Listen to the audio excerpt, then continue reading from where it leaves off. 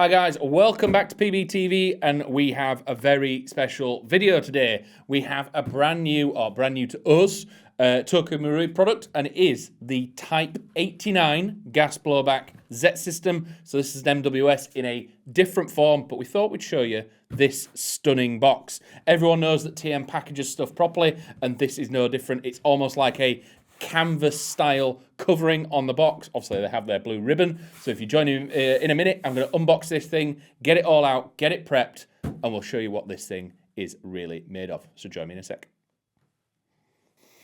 So here we have it, guys, the Type 89, and again, TM know how to package products in a very, very stunning manner. Obviously, the box itself, people would just like to keep that as a collection piece and just make this thing sort of almost like a showpiece, almost rather than an Airsoft replica. But you do get these little Velcro straps. The item comes out. Sometimes they get caught back together, but hey, that comes out.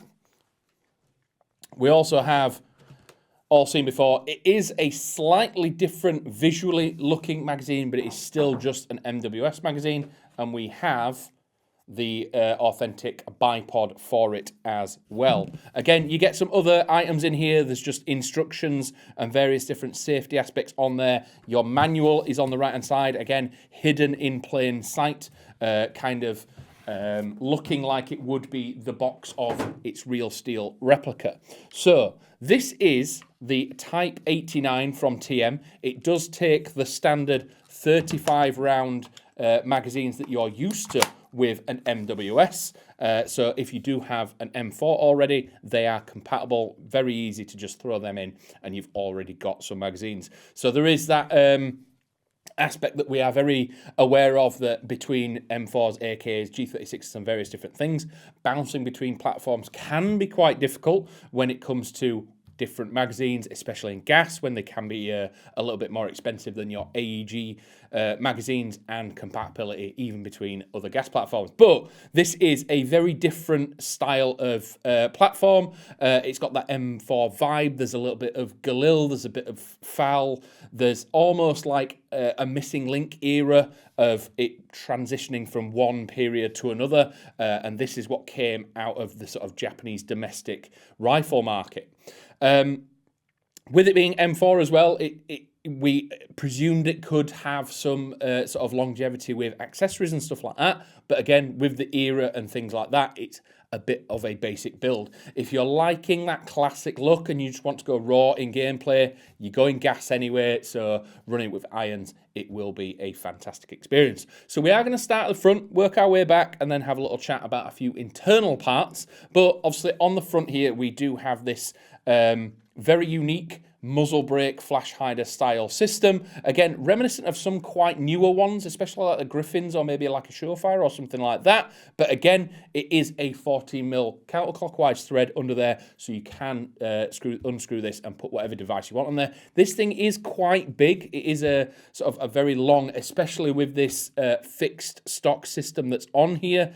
So adding any more length on this is going to probably take it out of that CQB range and probably leave it to the outdoor world. But again, if you're wanting a tracer unit or like that, it's just the sacrifices that have to be made.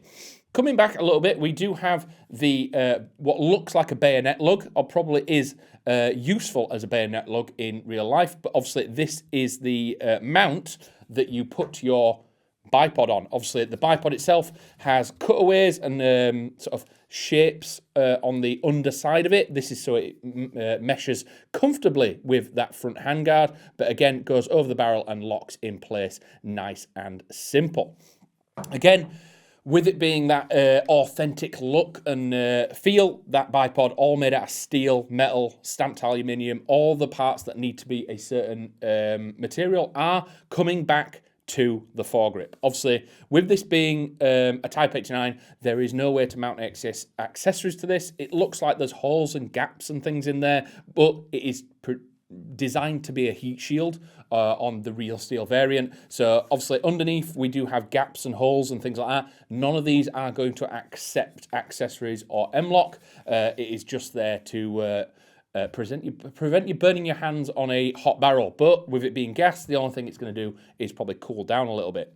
Removing the handguard, this is one of the bonuses with the Type 89. If you take the handguard off, just on the left-hand side here is where you will find the hop wheel. So again, you don't have to take your magazine out, adjust it, put it back in, cock it, fire it. You can take your handguard off, get to a site or get to a range, keep the magazine in, adjust it, keep firing, adjust it, and then once you've got your hop set, you are good to go. So it's not as finicky or as problematic as a standard MWS that you may have seen in our previous video, where some of them you have to take the mag out, pull the bolt back, go inside and either use a tool or a flathead screwdriver. You can get to it with your finger if you split the receiver completely. It's not the worst hop system accessible in the world. Obviously, older ones had like very tiny, sort of 10 centimeter long Allen keys to reach underneath the breech. And again, you had to split the weapon. So there is positives to that.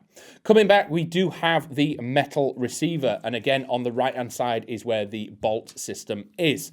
It is a reciprocating bolt, so this bolt does come backwards and forwards as this thing fires. So left-handed shooters, just be aware of where you're planting your cheek or your face. Control-wise, we obviously have the fire selector on ambidextrous, and again, it has the real markings on it for safe, semi, and full auto and burst, and all the different things that this thing has. And again, the bolt stop is a tiny little switch on the left-hand side here. Looking at the iron sights, again, these are fixed. We've got a peep at the back and a pin at the front. Obviously adjustable, but they are fixed in place as part of the receiver or the gas block. I have seen some people do some sort of attachments and add rail sections and add optics to them. It is possible with different parts, and we do have the switches at the back to open the system up. One of the options that is available with the Type 89, we've got the solid stock version here. Obviously, there is an AEG version, there's a gas version, this being the gas version, and they both have a solid or a folding stock variant. Obviously, with the solid stock, it does mean that you are fixed in its length. If you had the folding stock, it comes around to the left-hand side. Just means it's easier for packing away. I wouldn't want to be shooting it or gaming with that kind of a system. But it is a slightly shorter throw. The bolt inside is still, the trigger box and the Z system is still doing what it does if you're used to an MWS. So much easier systems that are reliable in different temperatures.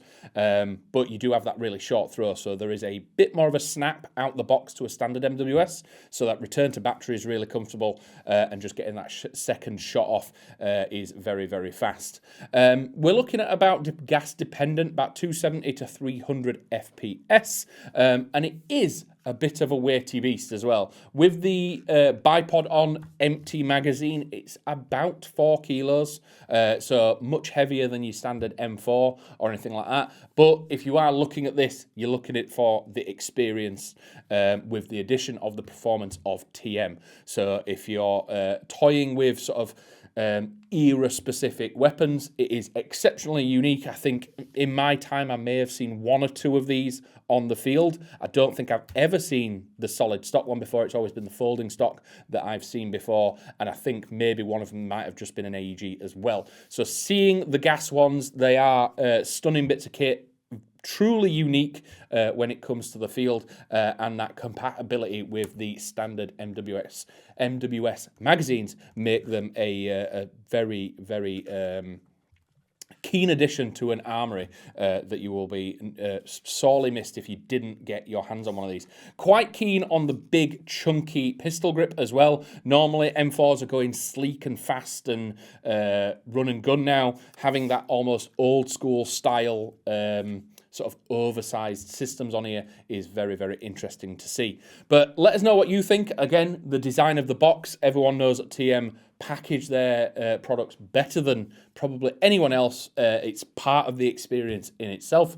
But is the Type 89 tugging at your heartstrings? Is it something that you would like to put into your armory, or would you stick to a standard MWS with the recent video we did comparing the MWS, the CGS, and the Double Eagle MWS clone? Let us know if this is tickling that itch instead, and how would you set it up? Would you want to run this completely raw as it is out the box? Just run the iron sights and experience that period sort of firefight system, or would you find a way to trick this up, modernize it, add optics, add accessories, and sort of bring it into the modern age? Let us know down below, and as always, if you want to see more of these videos, hit the like button, please subscribe. It makes the algorithm work in our favor. But if that is everything for today, thank you very much for watching, and I'll catch you in the next one.